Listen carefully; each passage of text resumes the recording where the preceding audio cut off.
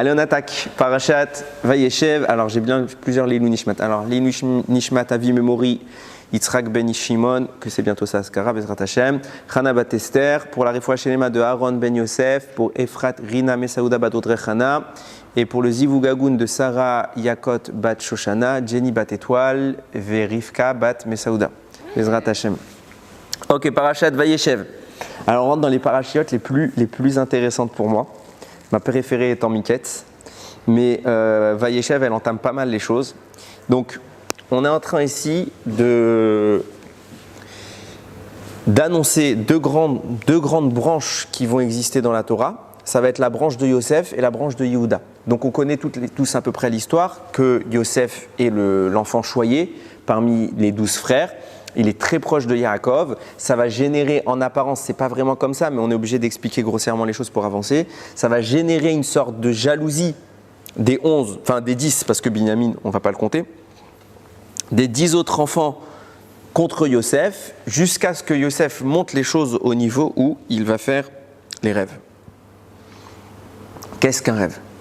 Est-ce qu'un rêve est prémonitoire obligatoirement? Yosef sait que son rêve est une prophétie. Yaakov également sait que le rêve de son fils sera les deux rêves de son fils seront des prophéties. Les frères en doutent. Pourquoi? Parce que dans les rêves, je schématise tout de suite l'explication du rêve, les frères sont prosternés devant Yosef. Or, Yosef n'est pas le roi d'Israël. Le roi d'Israël, c'est Yehuda. Donc tout de suite, c'est pour ça qu'ils vont lui dire « Amalor, Timlor, Alenu ». Est-ce que tu vas régner sur nous? Pas possible. Et ce que tu dis, non seulement c'est pas possible, mais c'est assourd. Parce que le roi, c'est Yehuda. Et donc tu contredis le roi. Et d'où on va arriver à la situation où ils vont vouloir le tuer? Tu as fait un crime de lèse-majesté. Mored Bamalchut, Chayav Mita. Oui. Il y a une incohérence, en ce sens que Yosef dit que son père et sa mère et ses 12 frères vont se prosterner alors que Rachel est déjà morte. Kol HaKavod, c'est la réponse que Yaakov va lui donner. Yaakov, qui est loin d'être bête, sent le terrain, sent que ces frères-là, ils n'acceptent pas le rêve. Il va lui dire quoi? Moi et ta mère, on va se prosterner parce que Vine Hashemesh Veyareach. Il parle, voilà, il y a le soleil et la lune et les planètes. Donc les planètes, c'était les 11 frères. Au centre, il y a Yosef, et même le soleil et la lune. Ça veut dire que ton père et ta mère vont se prosterner. Tout de suite, il y a Yaakov pour calmer le jeu et leur dire, vous voyez bien qu'il déraille. La lune, ça représente sa mère c'est Rachel et elle est morte. Donc vous voyez bien que ça ne va pas se produire. Sauf que Chachamim vont dire que c'était Bila. Mais il y croit quand même. Merde, il y croit parce qu'il y avait Aviv, Shamar et Adavar. Et Yaakov, son père, a gardé la chose. C'est-à-dire qu'il a gardé la chose, Rachid dit, quand est-ce que ça va se produire? Point d'interrogation. Il attend le moment, Yaakov, pour que ça se produise. Qu'est-ce qui est en train de se passer? Pourquoi ce n'est pas Mored Bamalchut? Pourquoi Yaakov y croit? Parce qu'en réalité, la dimension royale va être incubée par Yosef. C'est-à-dire que Yosef va être le fondement qui va mettre en place, qui va enfanter la royauté. Ok? Donc c'est pour ça que Yosef va débuter en tant que roi avant Yehuda. Yosef va être le roi. Et en effet, on va voir puis parachute suivante, il va être vice-roi d'Égypte et ses frères ainsi que son père vont venir et il va y avoir cette relation-là. Donc il n'a pas menti, il a vraiment fait des rêves prophétiques. En tout cas, ça va mener à deux histoires dans la paracha. L'histoire de Yehuda, l'histoire de Yosef. C'est la même histoire en vrai. Les deux vont connaître une tentation au niveau de la débauche. Les deux. Yehuda, parce qu'on connaît encore, j'ai été un peu vite. Les frères vont finir par décider de tuer Yosef, puis au final le vendre. Ok? Qui va être l'instigateur de la vente? Yehuda. Quand ils vont arriver devant Yaakov et qu'ils vont lui prétendre sa mort, on va voir la catastrophe que ça provoque. Yaakov est inconsolable, donc Yehuda s'en veut. Et les frères en arrivent à regretter leur acte, mais ils ont tous fait un serment de se taire. Donc ils ne peuvent plus rien faire. Yehuda, de lui-même, il va se rabaisser, il va s'excommunier, il va s'exclure, il va partir en exil pour faire une tchouva de ce qu'il a fait. Et c'est là qu'il va rencontrer sa femme. Sa femme, donc, on ne sait pas son nom. Ce n'est pas écrit dans le texte. C'est la fille de Shua. Là-bas, il va avoir 3 fils, dont le premier s'appelle Er. Aïn Resh. Er, c'est les mêmes lettres que Ra. Il est mauvais. Er va se marier avec Tamar. Il va mourir sans laisser d'enfant. Donc il y a une mitzvah qu'on appelle le yiboum, en français c'est le levira, qui consiste à dire, avec accord mutuel de la femme et du frère du défunt, s'ils le veulent, ils peuvent établir une descendance pour le frère défunt.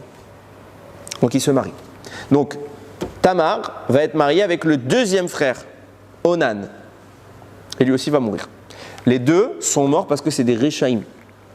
La Torah le dit clairement. Maintenant ils ont un troisième frère. Et là Yehuda il a peur. Il dit attends, il ne sait pas c'est quoi là, les raisons de la mort de ses deux fils. Yehuda il voit, premier fils il va avec Tamar, il meurt. Deuxième fils, il se dit attends, il y a un point commun dans l'histoire. C'est peut-être elle le problème. Peut-être qu'elle est folle, on ne sait pas. Donc elle veut se marier avec le petit frère pour faire toujours cette mitzvah. Il faut bien comprendre qui est Tamar. Hein. Tamar est une femme qui a compris la vérité et dont le seul objectif sur terre, c'est de faire partie de la descendance d'Abraham. D'avoir une part dans la descendance d'Abraham, parce qu'elle ne peut pas faire partie de sa descendance, c'est pas sa fille, mais elle veut participer à la descendance d'Abraham. Elle dit c'est lui que Dieu a choisi, c'est eux le peuple élu, je veux faire partie de cette histoire. Donc toute sa vocation, elle est résumée ici. Ok, je le fais en bref pour aboutir à ce que je veux. Donc Yehuda va refouler Tamar, prétendant que le troisième fils est trop petit. Mais elle n'est pas bête, le temps passe et il n'y a toujours rien qui se passe. Donc qu'est-ce qu'elle va faire? La Torah va nous décrire que Tamar va se déguiser comme une prostituée. Je vais expliquer qu'est-ce que ça signifie. Elle va dans un endroit et la possibilité, nous dit le Ramban, la possibilité de faire le yiboum, elle revenait aussi à Yehuda. S'il voulait, il pouvait lui faire cette mitzvah. Avant Matan Torah, ça n'existe plus après. Elle va se mettre dans un endroit, Yehuda va la voir, il va aller avec elle sans savoir que c'est elle. C'est intéressant quand la Torah la traite son attitude de prostituée, mais je précise que Tamar en prostituée, comme je le dis tous les ans, Tamar en prostituée, elle est tellement tsignout que son beau-père ne la reconnaît pas. Comment Je vais y venir. Comment il a pu craquer sur ça? Le Midrash vous devance, vous inquiétez pas, il a déjà posé la question, il a déjà répondu, j'y viens tout de suite. Yehuda arrive et le Midrash dit, Midrash Rabbah, un malach intervient et il retire le libre arbitre de Yehuda. Ne comprenez pas que Yehuda a succombé, comprenez que Yehuda n'a jamais eu le choix. Et vous allez comprendre tout de suite pourquoi. Il y a tout un but que je vais essayer de développer. Donc Yehuda s'unit avec elle. Il va lui donner un gage, parce que pensant que c'était une prostituée, il veut la payer, mais il n'a rien. Donc elle lui dit, c'est pas grave, donne-moi un gage et tu reviens me payer plus tard. Donc il va lui donner son bâton, des mèches et son seau, sa bague, et il va lui dire, voilà, demain je viens, je te donne l'argent, et Shalom Israël. Et le lendemain, il disparaît. Donc il n'a jamais récupéré ses effets personnels. 3 mois passent, et le ventre de Tamar grossit.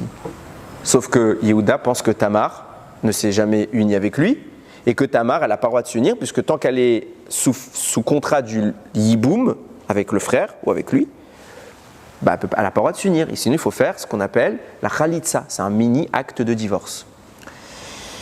Donc elle ne l'a pas fait, donc ça s'appelle un adultère, puisqu'officiellement c'est une femme qui a le statut marital, et en l'état, elle ne s'est pas unie avec son mari, et elle est malgré tout enceinte. Donc elle a trompé son mari. Yehuda dit, on la tue. Elle arrive devant la potence et elle sort les effets personnels de Yehuda. Elle dit que la personne à qui ça appartient, qu'elle se reconnaisse. C'est tout ce que j'ai à dire. Et Yehuda dit, Tzedka Mimeni. C'est elle qui a raison, et il avoue. Yehuda, ça vient aussi dans la notion de l'aveu, les hodot. C'est une louange, mais c'est être modé. Des fois, on peut dire j'avoue. Yehuda avoue, il la sauve. Même histoire va se passer du côté Yosef. Yosef, il va descendre en Égypte avec la femme de Potiphar qui va le tenter. Et Yosef va craquer. Et à la dernière minute, on avait vu, il va voir l'image de son... Ah non, on ne l'a pas vu encore, c'est un autre jour. Il va voir l'image de son père qui fait qu'il va se retenir de faire une avéra. C'est le shiur de la semaine prochaine. Excusez-moi, j'ai devancé parce que j'ai préparé les conférences que je dois faire pour la France. Elles seront sur Internet, vous pourrez les voir, Bezrat Hashem. Donc je disais, il va être tenté par la femme de Potiphar, il va craquer et un miracle se produit faisant qu'il ne craque pas. Donc en fait, qu'est-ce qui se passe? Dans les deux cas, les Chachamim disent, ils n'ont pas eu de choix. Seulement, il fallait que Yehuda n'ait pas le choix et succombe. Et il fallait que Yosef n'ait pas le choix, mais qu'il ait une intervention extérieure pour pouvoir battre l'absence de choix. Pourquoi il fallait que, je ne vais pas m'arrêter sur Yosef, je vais m'arrêter que sur Yehuda. Pourquoi il fallait que Yehuda succombe? Pour la descendance. Parce que de là va venir Mashiach. Et Yehuda ne serait jamais allé de lui-même avec Tamar. En quoi Yehuda mérite ce kavod d'avoir la descendance Messie Parce que ça lui revenait de droit. Mais il a fauté, il a maudit son frère. Non, écoutez bien. Yehuda, c'est pour ça que j'ai précisé en introduction. Bien sûr que c'est une faute, ce qu'ils vont faire. Mais pour eux, ils ont raison. Pour eux, Yosef doit mourir parce que, comme Yehuda est le roi légitime, c'est l'héritier du trône, quand Yosef lui dit « Toi, Yehuda, le roi, tu te prosternes devant moi », et pour eux, ce n'est pas une prophétie, c'est un rêve d'un monsieur, d'un frère, qui se croit le plus grand, le plus beau, le plus fort. Donc plusieurs fois, ils lui font la remarque. Plusieurs fois, il sent qu'il y a une animosité qui se crée dans son attitude. Et malgré tout, il ne se prive pas de leur raconter le rêve. Ils vont donc convoquer un Beth-Din dans lequel Dieu va participer. La Shekhinah va s'adjoindre à eux. Ils vont être à 9. Pourquoi 9? Parce qu'au début, ils sont 10. Réhouven va les quitter. En ayant déposé Yosef dans le puits, Réhouven va les quitter. Il va aller rejoindre son père pour le soutenir. Donc ils ne sont plus qu'à 9. Maintenant, ils vont faire un jugement à 9 pour savoir est-ce qu'on vend Yosef ou est-ce qu'on ne le vend pas. Mais il leur faut un 10e. Qui est le 10e? Dieu. Et le vote qu'ils vont faire, la halakha qui en ressort de ce tribunal, on doit vendre Yosef. Et c'est tellement vrai que Dieu accepte leur décision, puisqu'ils vendent Yosef, mais qu'il y a un chérem qui est prononcé, donc il y a une excommunion qui est prononcée pour celui qui divulguerait l'information à Yaakov. C'est pour ça que Dieu ne va jamais le lui dire. Il y a même des débats pour savoir si à la fin de l'histoire, ils l'ont dit à Yaakov que c'était une vente. Et même Yosef. Est-ce que Yosef l'a dit? Oui. Parce que Yosef, il n'avait pas le droit à cause de cette décision, parce qu'il était là, il a vu la scène qu'ils ont fait un tribunal. À cause de cette décision rabbinique et ilkhatite, il s'est posé la question, il y a des rabbiniques qui pensent que Yaakov n'a jamais su. Il n'a jamais su l'histoire de la vente. C'est pour vous dire, c'est quand Yaakov est mort, qu'ils ont commencé à avoir très peur, les frères. Ils ont dit jusqu'à maintenant, il y avait papa, maintenant il n'y a plus papa. Donc Yosef, il peut se lâcher maintenant. Jusqu'à maintenant, il y avait quelqu'un à qui on ne devait pas le dire. Donc il ne pouvait rien faire parce que papa aurait posé des questions. Je ne dis pas qu'il n'a pas su. Je dis que c'était en débat. Tellement que ce n'est pas évident. Donc il faut bien comprendre que le cadre dans lequel Yehuda évolue est un cadre juridique. Ce n'est pas un cadre, encore une fois, il faut rappeler qui étaient les personnages, ce n'est pas un cadre d'un monsieur qui est machiavélique, qui veut assouvir sa puissance. Non, preuve en est, c'est qu'il va lui-même se retirer. Il va lui-même s'ouvrir et il va mettre sa vie en péril pour sauver Yosef à la fin.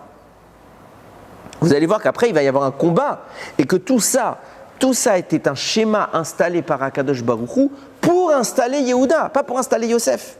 Tout le but, Vaïgash et Laf Yehuda, Parashat Vaïgav, quand il s'approche, vous lisez les Midrashim, on est dans un film de science-fiction.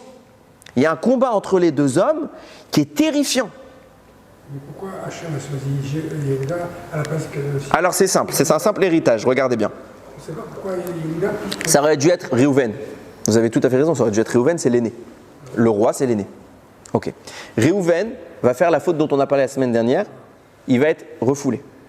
Ça tombe chez Shimon, numéro 2. Shimon et Lévi, parachat de la semaine dernière encore, ils vont faire la faute avec le peuple de Shrem, où ils vont agir contre l'accord de Yaakov. Donc Yaakov va aussi les refouler. Le quatrième qui n'a rien fait, c'est Yehuda. Lui, il ne va pas être refoulé. Alors, est-ce que Yaakov ne savait pas, donc il ne l'a pas refoulé, il lui a laissé le titre? Peut-être. Je vais vous montrer que ce n'est pas si clair. Mais même dans l'hypothèse, en tout cas, Yehuda n'est pas refoulé. Mais vous allez voir qu'en réalité, la royauté ne pouvait échoir qu'à Yehuda. D'ailleurs, ce n'est pas pour rien que dans son nom, il y a les 4 lettres du nom d'Hachem. Et un dalet pour dire David. Tout est inclus là-dedans. Maintenant, ça c'était vraiment une introduction qui était longue, excusez-moi. On va rentrer sur le sujet que je voulais parler. Cette histoire de Yehuda et Tamar, elle est extrêmement commentée. Du coup, je ne vais pas la commenter. J'ai déjà fait des shiurim dessus. Je ne vais pas parler de ça, je vais parler de quelque chose qui est très peu commenté.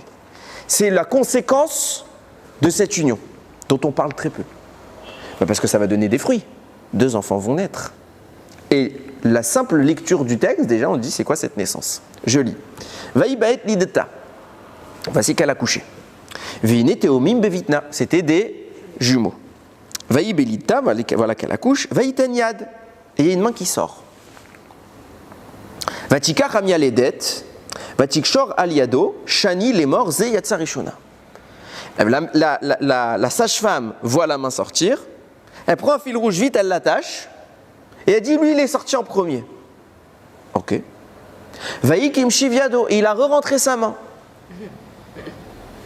Vine yatsa arrive. Et son deuxième frère, le jumeau, sort. Et il se passe quoi? La sage-femme voit qu'il n'a pas le bracelet autour de la main, donc elle sait que ce n'est pas le premier qui est sorti. Vatomer, elle dit, ma parasta alecha paretz, vaikrachemo paretz. On va dire peretz par la suite. Donc elle lui dit, mais c'est un peu violent, qu'est-ce que tu nous fais?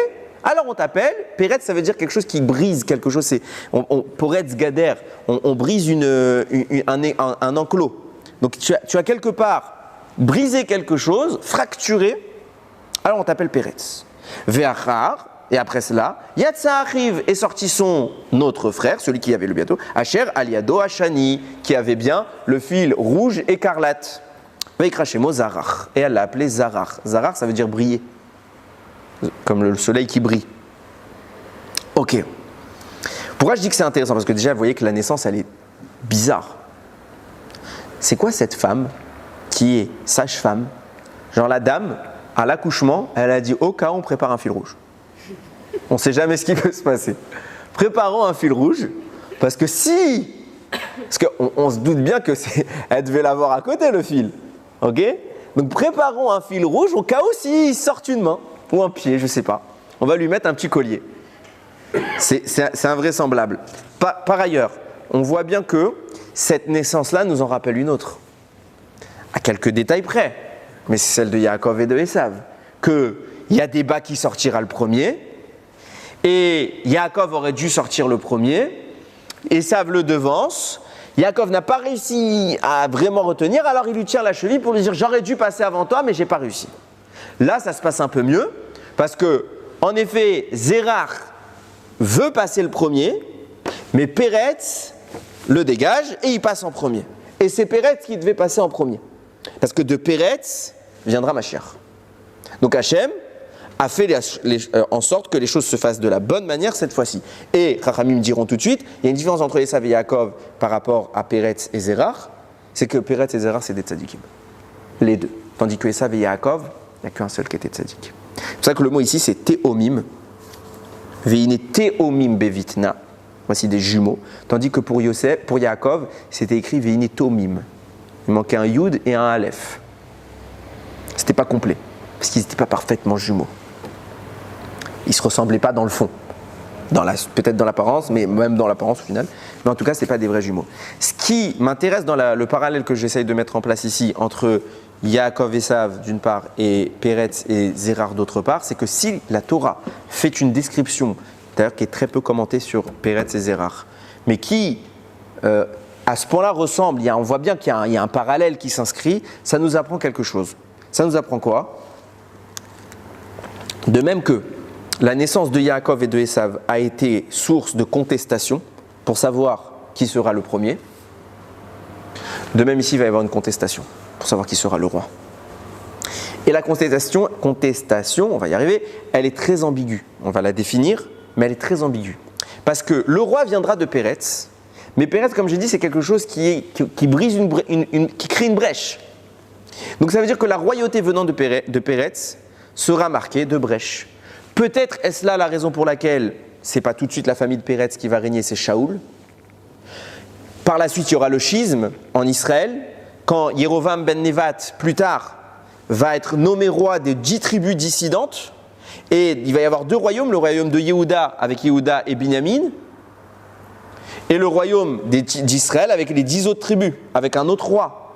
Donc il y a un schisme qui s'opère en Israël. Pourquoi ? Parce que Péretz, c'est quelque chose de brisé, quelque chose de scindé. Pourquoi ça se passe comme ça ? Alors on va revenir maintenant sur les choses. Et c'est peut-être là que vous allez comprendre quel est le sens de la nomination de Yehuda en tant que roi. Ce n'est pas anodin. Nous dit le Midrash, dans notre paracha, pendant que Yaakov est en train de pleurer et de porter le deuil, pendant que Réhouven s'en veut de ne pas être revenu assez tôt pour chercher son frère du puits, pendant que les frères s'accusent, pendant que Yehuda est en train de chercher une femme, que fait Dieu ? Il crée Oro Shel Mashiach. Il crée la lumière du Mashiach. Le Zohar abonde dans ce sens. Il dit ça, ce qu'il est en train de créer dans notre paracha, c'est la suite de ce qu'il avait commencé à créer à Bereshit. Il écrit Bereshit bara Elokim et Hashamim vet haaretz ve'haaretz hayta tohu vavu ve'chosher al penei tehom ve'ruach Elokim merachefet al penei hamaim. Au commencement, Dieu créa le ciel et la terre, blablabla. Ve'ruach Elokim merachefet al penei hamaim. Et le souffle de Dieu plane à la surface de l'eau. Vient le Zohar et dit c'est quoi le souffle de Dieu qui place à la surface de l'eau ? Zerucho shel melech hamashiach. C'est l'esprit du roi Mashiach qui se trouve à la surface de l'eau, qui insinue la Torah. Quand l'esprit de Mashiach est à la surface de la Torah, Yehi or, que la lumière soit. Parce que la lumière est une conséquence de l'esprit, de la Neshama du Mashiach. Donc qu'est-ce qui se passe à Bereshit ? Dieu crée la lumière qui émane de Mashiach. Et dans notre paracha, il s'occupe de faire émerger cette lumière. Il est en train de s'attraire, pendant que tout le monde est en train de se demander, mais qu'est-ce qui se passe ? Tout le projet du Ham Israël, il a explosé. Qu'est-ce qui se passe ? Tout le monde se pose des questions. Hachem dit, je crée Mashiach quand personne ne comprend ce qui se passe. De là, on comprend quand Chachamim me disent, Mashiach, il peut venir d'un coup comme ça. On se pose tout plein de questions, comment c'est possible ? Hachem, c'est à ce moment-là, quand tout va mal, que lui, il crée Mashiach. Maintenant, vient Rabbeinu Bechaye sur cette lumière qui a été créée à Bereshit, qui émane de l'esprit du Mashiach. Et il dit, quand Dieu crée la lumière, Yehi or. Il dit, Vayomer Elokim, Yehi or, va Yehi or. Dieu dit que la lumière soit et la lumière fut. Comment les choses se profilent ?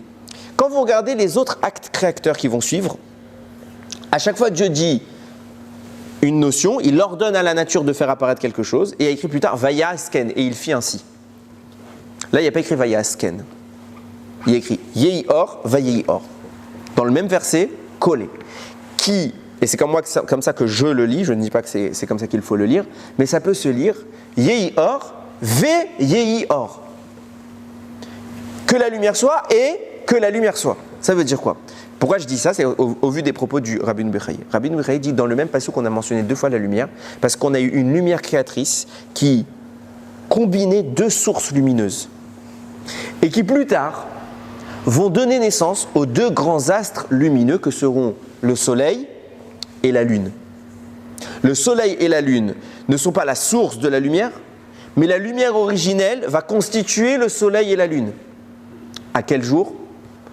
Au 4e jour. Viens nous dire Rabbeinu Bechaye.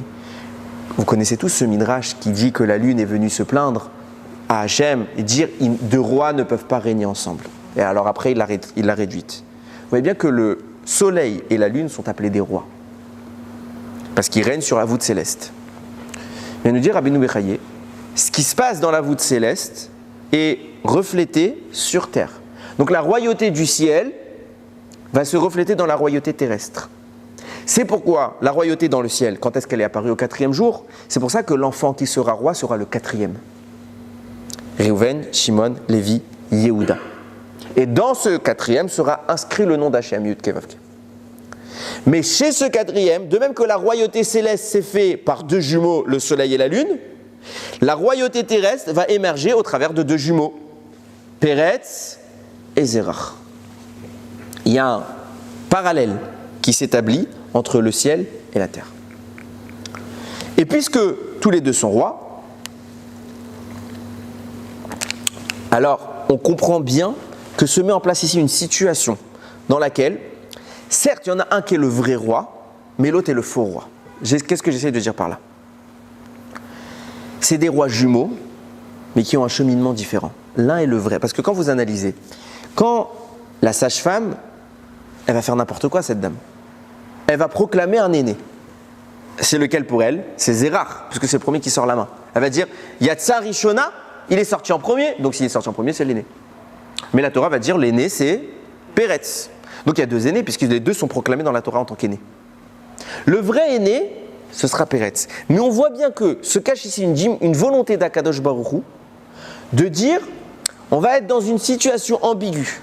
Bien que je vais la clarifier, mais je vais laisser une certaine ambiguïté sur qui est le premier, parce qu'il y en a un qui est commencé à sortir partiellement, l'autre est complètement sorti. Les deux sont appelés premiers. Je dirais que c'est Péretz, mais les deux sont appelés premiers. Pourquoi? Parce qu'il essaye de greffer, et c'est volontaire, il n'essaye pas, il greffe chez Zérar la notion de la royauté. Pour la suite de l'histoire, qu'on va essayer de comprendre ensemble. Nous dit le Ohr HaChaim, cette femme-là, d'où ça lui est sorti de venir prendre un fil rouge et de l'accrocher au cas où le bébé il sort. Il dit mais elle ne sait pas ce qu'elle fait. Elle agit sans comprendre parce qu'Akadosh Baruch Hu instigue dans son esprit du roi HaKodesh et il est en train de manipuler l'histoire pour arriver là où il veut arriver. Il fallait qu'il y ait ce fil rouge. Pourquoi? Le Ohr HaChaim ne répond pas. Pourquoi il fallait qu'il y ait Péretz et Zérar, qu'on ait un doute? Le Ohr HaChaim ne répond pas. Et non seulement le Ohr HaChaim ne répond pas, mais j'ai vu personne qui répond. Ils insinuent des choses. Le Maharal de Prague, il te dit, sache que dans cette naissance se cachent des secrets extrêmement profonds. Quoi? Suspense. Il dit rien. Le Ohr HaChaim, en tout cas, comme je le disais, il met les choses en place comme ça, il dit, elle est guidée par le roi HaKodesh. Et maintenant, quand on analyse les choses, on va recueillir énormément de petits commentaires, et vous allez voir qu'au fur et à mesure du développement, va se tisser un chemin qui commence à nous faire un peu, nous orienter vers la réponse. Je ne prétends pas qu'on aura la réponse. Vient le Torah chez Lema. D'abord, pardon, Mechila, le Midrash Tanchuma. Il dit Zérar, c'est la Malchut, c'est la royauté. Je ne me suis pas trompé. Non, Péretz, Mechila, heureusement que je prends le temps. Péretz, c'est la royauté, puisque ce sera lui le roi. Zérar, c'est la Keuna, la prêtrise. Ok. Vient le Torah chez Lema. Il rapporte un Midrash. Il dit Zérar, écoutez bien, pourquoi il lui a mis du fil? Shani a écrit. Écarlate, pardon. Parce qu'il y a un homme dans l'histoire dont les vêtements seront faits de Tolaat Shani. C'est qui? Le Kohen Gadol. Pourquoi on lui met un fil rouge? Pour faire une allusion au Kohen Gadol qui sera habillé de ces fils rouges. C'est la première fois que ça apparaît, cette expression de Shani? À mon avis. Il faudrait que je relise tout. Mais je crois, ouais. Je crois pas qu'on l'a vu avant ça. Donc on a quoi? On a ici deux formes de gouvernance. L'une qui est la royauté, l'autre qui est la Keuna. Mais quel rapport la Keuna avec un fils de Yehuda? Qui va être Kohen? Les enfants de Aaron, qui viennent de la tribu de Lévi. Mauvaise pioche. Ils ne peuvent pas être Kohen. Pourquoi on nous parle que de lui comme un Kohen Gadol? On nous dit qu'il a le titre de Keuna, et je vais aller plus loin parce que le Khatam Sofer, il rapporte que Zérar, comme je vous ai dit tout à l'heure, c'est quelque chose qui brille, ça rappelle la Ménorah, que le Kohen Gadol est chargé d'allumer. Il va plus loin. Il dit c'est pour ça que les Hashmonaïm, ah bah oui, je vais vous parler de Hanouka. C'est pour ça que les Hashmonaïm, pendant le deuxième temple, vont prendre en main la royauté d'Israël. On annonce ici que les Hashmonaïm seront rois. Parce que ce qu'on ignore peut-être, c'est que à l'époque du deuxième temple, quand les Grecs vont arriver, les Hashmonaïm vont faire la rébellion et ils vont s'installer après sur le trône pendant 4 générations. 4 générations de rois seront des Kohanim. Ça veut dire qu'ils vont cumuler le statut de Kohen et de Meller. Encore une fois, je repose ma question. Comment c'est possible? Quel est le rapport avec tout ce qu'on vient de dire? On nous dit que chez Zérar, on nous insinue le Kohen Gadol, les Hashmonaïm, qui sont des Kohanim, la Ménorah, on insinue tout. Mais quel est le rapport avec lui? C'est là que les choses vont rentrer un petit peu dans l'ordre. Regardez ce qui se passe. Rashi rapporte, dans les psukim que je vous ai cités, il cite un midrash qui dit, il y a écrit 4 fois le mot yad. Pourquoi 4 fois le mot yad? C'est une insinuation à un personnage qui viendra beaucoup plus tard dans l'histoire. On fait un grand bond après la mort de Moshe. On atteint le livre de Yehoshua. Yehoshua va succéder à Moshe, va faire la conquête d'Eretz Israël. La première conquête que Yehoshua va faire, c'est la ville de Yéricho. Là-bas, une fois que la conquête se fait, vous connaissez, ils vont détruire les murailles, ils vont rentrer et ils vont dire on consacre tout le butin à Dieu. Personne ne prend du butin, tout est pour Akadosh Baruch Hu. Il y a un homme qui s'appelle Achan. Aïn, Chaf, Nun. Achan, il va prendre du butin pour lui. Et ça s'appelle une profanation, plus précisément. La Torah raconte que suite à ça, personne n'est au courant puisqu'il le cache. Donc tout le monde va jouer le jeu, sauf un qui ne va pas le faire. Suite à ça, Yehoshua entame la suite de la conquête et il attaque la ville, si je ne me trompe pas, c'est la ville de Haï. Ok ? Là-bas, il envoie une petite milice pour faire la guerre et ils perdent. Ils sont chassés et 36 hommes meurent. Pourquoi ? Parce que Achan a profané le nom d'Hachem et qu'il a impurifié quelque part le statut qui était mis sur le butin qui avait été prononcé. Yehoshua va voir Akadosh Baruch Hu, maintenant tu nous as dit qu'on va conquérir Israël. La première guerre, on l'a fait tranquille, la deuxième, on perd déjà. Il dit c'est normal, et quelqu'un qui a volé du butin, c'est extrêmement grave. C'est Chayav Mita. Chayav Mita. Yehoshua lui dit qui ? Il fait je te dis pas. Je suis pas là pour faire la balance. Je vais t'aider à trouver, vous allez le trouver, mais je ne te dis pas le nom. Ok, peut-être qu'il espérait Hachem que la personne fasse tchouva d'elle-même, j'ignore. Donc ils vont faire un tirage au sort sous contrôle de Dieu. Ils vont prendre 12 papiers avec le nom des 12 tribus. Ils vont tirer une tribu d'Yehuda. Il dit ok, c'est dans la tribu d'Yehuda. Ils vont prendre le nom des familles des tribus, de la tribu d'Yehuda. Ils vont tirer la famille de Achan. Et dans la famille de Achan, ils vont mettre tous les membres de la famille sur un papier, ils vont tirer, ça va tomber sur Achan. Et on découvre qui est le voleur. Il avoue, Chayav Mita, on va le tuer. Il va être mis à mort. Et sachez que non seulement il a avoué, mais il a été l'auteur du deuxième paragraphe de Aleinu les Shabéach. Donc, en fait, Aleinu les Shabéach, c'est la tefila qu'on fait à chaque fois. Il n'y a pas une tefila sans Aleinu les Shabéach. On fait Aleinu les Shabéach, et après on dit Alken Nekavelach. Prenez les initiales des 3 premiers mots. Al, Ken, Nekavelach. Aïn, Kaf, Nun, Achan. Il a mis ses initiales en entrée de mots, de texte. Et il dit par la suite Ve'alim karot ikaretun. Et tu vas détruire toutes les idoles. Pourquoi tu détruis toutes les idoles ? Parce que moi, ce que j'ai fait, c'est profaner ton nom. J'ai entaché ta propriété. Ça veut dire quoi ? Ça veut dire que j'ai quelque part pris de chez Dieu pour donner à autre chose que Dieu. Ça s'appelle déjà de l'idolâtrie. Donc il a commencé cette chouva comme ça. Nous dit le Maharal de Prague. Rashi. Qui est l'ancêtre de Achan ? Zerach, le fils de Yehuda. C'est pourquoi dans notre paragraphe que j'ai cité, 4 fois il écrit le mot Yad, parce qu'il a donné sa main. Parce que Rashi te dit, mais attention, Achan, ce n'était pas la première fois qu'il volait du butin. 3 fois à l'époque de Moshe, il l'a fait. Première fois, c'est quand ils ont fait la guerre contre Midian. Deuxième fois contre Sichon. Troisième fois contre Og. Et la 4e fois, c'était à l'époque de Yehoshua. Et la Torah est en train de t'insinuer que Zerach, qui lui est un tzaddik, il n'a rien à se reprocher. Mais son descendant, pourquoi il sort 4 fois sa main ? Parce que 4 fois, il va mettre la main sur ce qui ne lui appartient pas. Donc notre paracha, en fait, toute cette description bizarre, le seul midrash qui nous donne un sens à cette description de la main qui sort, c'est pour nous parler de Achan. Que plus tard, il va profaner le nom d'Hachem. Ok. Sur ça, le Maharal de Prague, il écrit. Quand on a Peretz et Zerach qui apparaissent, qu'est-ce qu'on essaie de nous faire comprendre ? Les deux sont parfaitement jumeaux. Les deux sont impossibles à dissocier. Un est le vrai roi. L'autre est le jumeau du roi. Et comment il est décrit ? Par sa main. Parce que le roi, il a 2 manières d'exister. Il y a le roi qui est nommé, qui est institué naturellement par la loi divine, en l'occurrence, Peretz. Et il y a le roi qui s'impose, qui domine, qui arrive à conquérir, qui donne la main.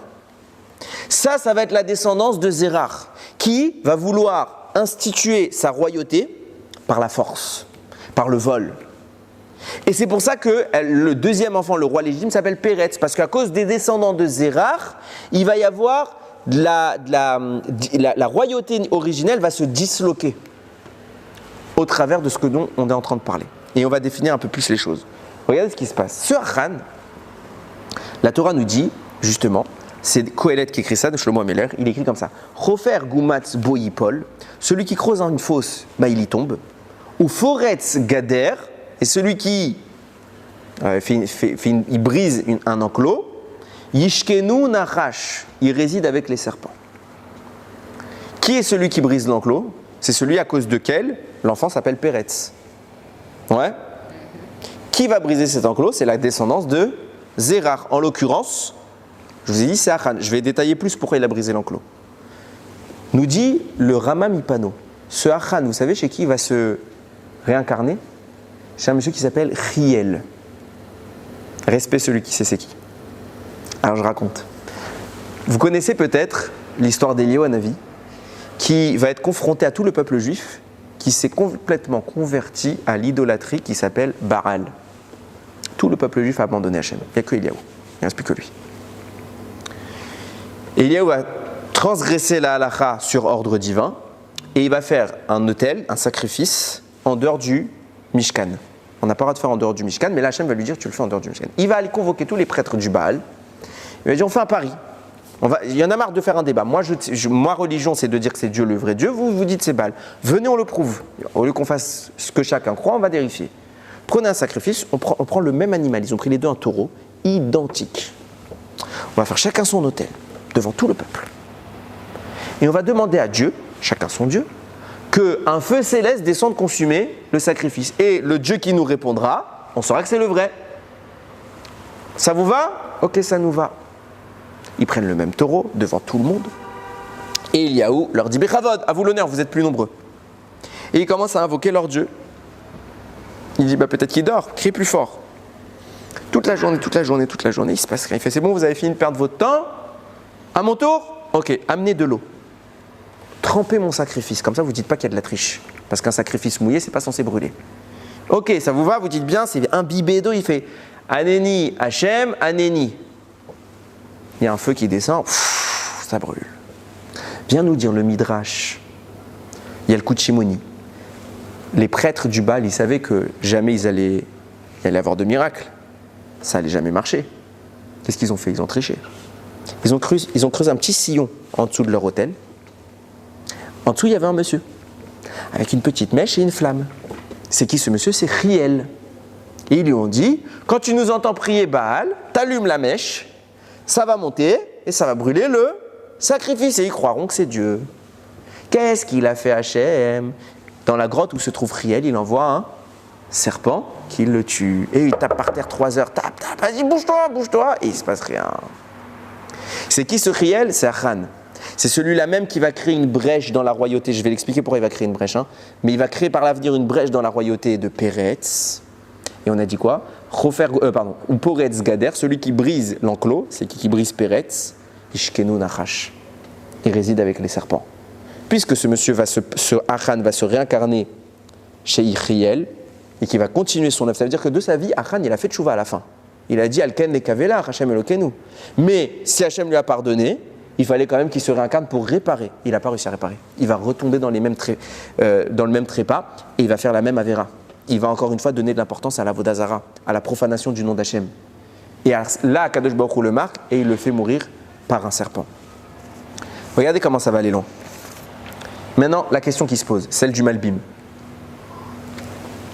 Moi, j'ai bien introduit là le schéma. J'ai bien compris qui était Achan. J'ai bien compris comment il va être puni. Qu'est-ce qu'il a fait comme avéra? Il a pris 4 fois du butin. Ce Achan, à cause de lui, vont mourir 36 hommes à la guerre. Ouais. Le Malbim, il dit, mais qu'est-ce qu'ils ont fait ces 36 hommes? Qui est fauteur?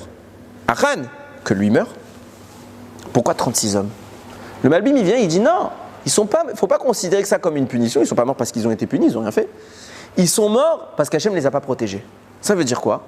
L'attitude de Achan de profaner le butin d'Akadosh Baruch Hu va faire que Akadosh Baruch Hu se retire. Et une guerre dans laquelle l'armée n'a aucun membre qui meurt, surtout les guerres de l'époque, ça n'existe pas. Ça n'existait que chez nous.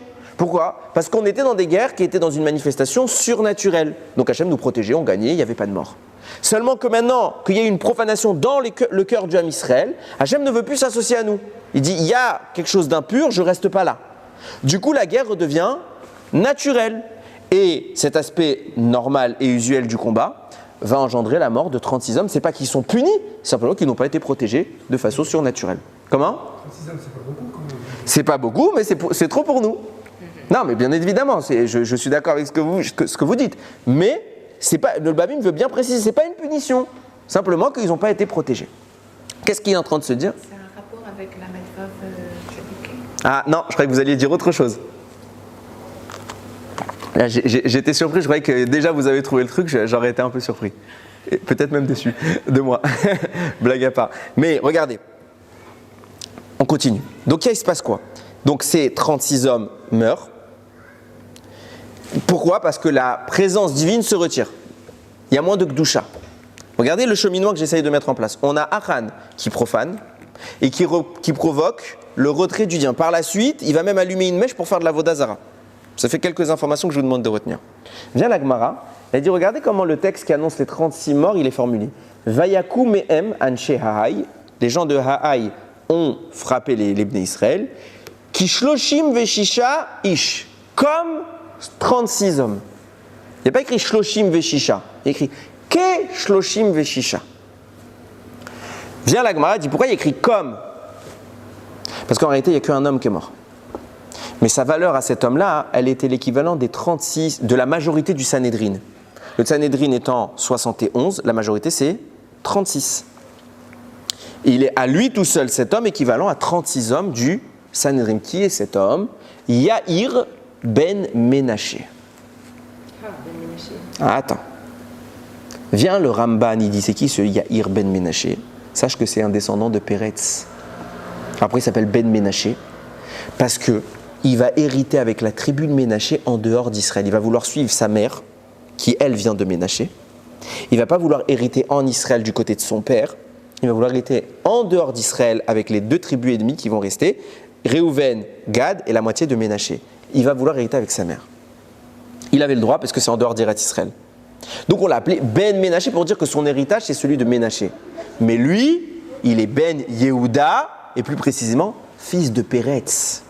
Ça veut dire que quand Achan, descendant de Zérach, va faire sa profanation du butin à 4 reprises, il va provoquer la mort de qui? De Yair, qui est un descendant de Péretz, qui est un descendant de la royauté. Donc en fait, Achan, par son attitude, entame bien, crée une brèche dans la descendance de Péretz, comme je le disais tout à l'heure. Et là, on en arrive à ce fameux Ramban, qui dit comme ça. Et là, on va commencer vous allez prendre tous les éléments et on va conclure sur ce que je voulais arriver. Vient le Ramban, il dit, fin du livre de Bereshit, Parashat Vayechi, Yaakov bénit ses enfants. Il bénit, parmi ses enfants, il bénit Yehuda. Et il dit, Lo yasur shevet mi Yehuda. Personne, le bâton, le sceptre royal, n'échappera pas à Yehuda. Aucun roi à part Yehuda. Décision de qui? De Yaakov. Ramban va expliquer, même le Rambam va dire comme ça, roi temporaire, oui, roi fixe, non. Un roi qui est momentané pour une raison justifiée, on accepte. Un roi fixe, on ne veut pas. Parce que celui qui nommerait un roi fixe transgresserait l'ordre de Yehuda, de Yaakov. C'est pourquoi les Hashmonaïm vont connaître une fin extrêmement triste. Les sauveurs des Bnei Israël, qui vont faire le miracle de Hanouka, vont s'installer en tant que roi. Et c'est qui ces gens? Ces tribus de Lévi, Kohanim. Vous n'avez pas le droit d'être roi. Et ils vont rester combien de temps rois? 4 générations. Ça fait plusieurs fois le chiffre 4. Achan va profaner 4 fois. La lumière du Mashiach arrive au 4e jour. Yehuda est le 4e. Eux, ils vont rester 4 générations, au terme desquelles Hachem va éradiquer les Hashmonaïm. Il n'en reste plus aucun descendant. Le Ramban va dire, c'était des tzadikim, des géants. Sans eux, il n'y a plus de Torah en Ham Israël aujourd'hui. mais ils ont fait l'erreur de rester rois. Ils ont désobéi à Yaakov. Hachem les éradique. Il n'y a plus un Hashmonaï. Définitif. Pourquoi? Vous êtes restés rois. Mais comment les Hashmonaïm, tous les Mefarshim ils posent, comment les Hashmonaïm ils ont voulu être rois? De quel droit? Vient le Shlach Kadosh, il dit, c'est simple. Avec qui il est marié Yehuda? C'est qui la femme qui va engendrer Péretz et Zérach? C'est Tamar. Quand Tamar est suspectée d'adultère, quelle mort va formuler Yehuda? Il va dire Kemishlosh Chodashim, au bout de 3 mois, Vayugad le Yehuda les Morzanta d'Amar Kalatecha, ils vont tous dire à Yehuda, elle s'est pervertie, puisqu'elle est enceinte, elle a donc fait l'adultère. Vegamine Aralis Nounim, elle est enceinte. Yehuda Otsiwa, Yehuda va dire on la sort, Vechisaref, on la brûle. Alors c'est pas brûlé. C'est une autre mort, mais je n'ai pas envie de la décrire, elle est dégoûtante. On la brûle. Qui? Dans quel cas? Il y a un seul cas dans toute la Torah où cette mort est prononcée. C'est quoi? Quand la fille d'un Kohen fait un adultère. Parce que nous dit Rashi, c'est qui cette fille? Tamar, c'est la fille de Shem, le fils de Noach. Et le Midrash nous dit Shem, il est appelé Kohen, Léel, Elion dans la Torah. Il est appelé le Kohen du Dieu suprême. Parce qu'à l'époque, le Kohen Gadol, c'était l'aîné. Noach est le seul rescapé. Il transmet son titre de Kohen à son fils aîné. Donc, Shem est le Kohen Gadol de l'époque. Sa fille s'appelle Tamar. Elle est mariée avec Yehuda. Donc, dans la royauté de Yehuda, il y a le roi, il y a le Kohen Gadol. Il y a la descendance du Kohen Gadol de l'époque. Vous commencez à comprendre pourquoi nous disait le Midrash Tanchuma, Péret c'est la royauté et Zérar c'est la Keuna. D'où ça vient? De sa maman, même si ça ne marche pas, mais il a un héritage là-dedans. Plus que ça, vient le prix de Tzadik et il dit, les Kohanim ils viennent de qui? Ils viennent de Yehuda, de Aaron. Aaron il est marié avec qui? Elisheva. Vous savez pas c'est qui Elisheva? C'est la sœur de Narshon. Vous savez pas c'est qui Narshon? C'est le descendant de Péretz. C'est la descendante de Péretz, c'est la descendante de la lignée des rois. Donc la Keuna se fait par l'alliage de Aaron à Cohen et d'une femme qui est une princesse. La royauté, chez Yehuda, se fait par l'alliage du roi et d'une femme qui descend de la Keuna. Il y a toujours l'alliage des deux. Les Hashmonaïm qui descendent de tout ça, ils disent Ribono Shel Olam, on a une ancêtre qui était descendante des rois. Donc nous aussi on a du sang royal, alors on peut rester roi. Ils n'avaient pas le droit. Un Kohen, il n'a jamais le droit d'être roi? Non, Assour. Ça aurait dû être comme ça. Pourquoi? Parce que c'est deux choses différentes. Il n'est pas roi. Deux choses différentes. Ça aurait dû être comme ça, sache-le. Normalement, Réhouven, il aurait dû être les deux. Je ne vais pas rentrer dedans, c'est tout un développement. Mais depuis que ça a été retiré à Réhouven, le seul homme de l'histoire qui était roi et Kohen, vous savez c'est qui? C'est Moshe. Moshe était Kohen Gadol, il était le roi d'Israël. C'est le seul homme. Mais Moshe, il n'est pas normal. Ça ne compte pas. Il ne compte pas dans l'histoire, Moshe. C'est un ovni. C'est trop difficile de comprendre qui était Moshe. Il va réunir trop de notions, Moshe. Donc on va rester sur le normal. Dans le normal, le roi, la royauté et la prêtrise sont dissociés. Et le Mashiach? Mashiach, pareil, il ne sera pas Kohen. Il y aura les Kohanim et il y aura Mashiach. Personne n'est aussi grand que Moshe, pas même Mashiach. L'okam be'Israël qu'est Moshe Od. Aucun homme n'est comme Moshe. De toute façon, Moshe, c'est Mashiach. Mais bon, on va pas encore rentrer dedans. Je reviens maintenant. Regardez toutes les infos que je vous ai données. On met tout en ordre, vous allez voir, c'est très clair. On a donc un monsieur qui s'appelle Péretz, qui est tiraillé avec un monsieur qui s'appelle Zérach. Il y a un débat entre une royauté qui s'installe naturellement halachiquement et une royauté qui s'installe par le bras, parce qu'on dérobe. Zérach ne fera jamais rien de mal. Mais est insinué chez Zérach ce monsieur qui s'appelle Achan, qui va, par son bras, provoquer la mort d'un autre monsieur qui s'appelle Yaïr, qui est un descendant de Péretz. Yaïr, ça veut dire quoi? Il éclairera. Ce monsieur-là, il est comparé à qui? Aux 36 chefs du Sanhédrin, à 36 des chefs. Donc il éclairera à lui tout seul comme 36 hommes. Qui éteint la lumière de ce Yaïr? C'est Achan, en profanant le nom d'Hachem, en rendant impure la présence divine. La présence divine s'enfuit des murailles du Ham Israël. Ouais. Plus tard, il revient et il allume une mèche sur Achan sous le nom de Chiel. Il allume une mèche pour encore une fois faire Avodah Zarah, pour profaner encore, pour rendre impur. Vous voyez pas où je veux en venir? C'est qui les Hashmonaïm? Les Hashmonaïm, ils viennent de ça, nous dit le Ramban. Ils viennent de quoi? Pourquoi ils ont pris la royauté? Parce que les Hashmonaïm vont faire exactement le cheminement inverse de tout ce qu'il a fait Achan. Achan, par son attitude, il va légitimer le jumeau de Péretz, à savoir Zérar, dans la royauté. Une royauté qui ne lui appartient pas, qui est prise par la force. Les Hashmonaïm vont s'instituer rois sans Dieu ne les nomme rois. Ils vont prendre une royauté par la force. Seulement, quelle va être leur démarche? Ils vont faire le tikkun de Achan. Achan a repoussé la limite de l'Akdoucha. Eux, qu'est-ce qu'ils vont faire quand ils vont battre les Grecs? Ils vont ramener l'Akdoucha dans le Beth Amikdash. Comment l'Akdoucha qu'ils ont ramené dans le Beth Amikdash va-t-elle culminer? Par l'allumage d'une mèche. Plutôt de 7 mèches qui vont brûler 8 jours. Et le minag, c'est quoi aujourd'hui? Combien de bougies on allume à Hanouka? Non. 1, plus 2, plus 3, plus 4, jusqu'à 8. Ça fait combien de bougies? Ça fait 36 bougies. Comme Achan a éteint 36 hommes, dont le symbole c'est celui qui éclaire, c'est Yair. Son tikkun viendra au travers des Hashmonaïm qui devront refaire intégrer la Shekhinah dans le temple, la Shekhinah que Achan a fait fuir.